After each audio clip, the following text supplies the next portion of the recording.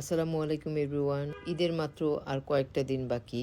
ঘরে ঘরেই ঈদ প্রিপারেশন শুরু হয়ে গেছে। যেহেতু কোরবানি ঈদ, আর এই ঈদে বিভিন্ন প্রকার মশলা প্রিপারেশনের ব্যাপার থাকে, সো আগে থেকেই সবাই এগুলো রেডি করে রাখে। তেমনি আমিও বিভিন্ন প্রকার মশলা রেডি করার পাশাপাশি আজকে একটু বেরেস্তাও করে রাখছি।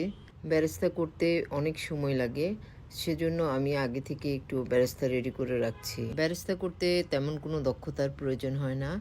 দেশি ছোট পেঁয়াজগুলো দিয়ে বেরেস্তা খুব ভালো হয়। ডুবো তেল আর ফ্লেমটা যদি ঠিকভাবে রাখা যায়, তাহলে বেরেস্তা খুব সুন্দর আর মচমচে হয়। এই তো কথা বলতে বলতে বেশ কিছু বেরেস্তা ভাজা হয়ে গেল, আর এর কালারটাও অনেক সুন্দর আসছে। আর এখন হাত দিয়ে ভেঙে দেখেছি কতটা মচমচে হয়েছে।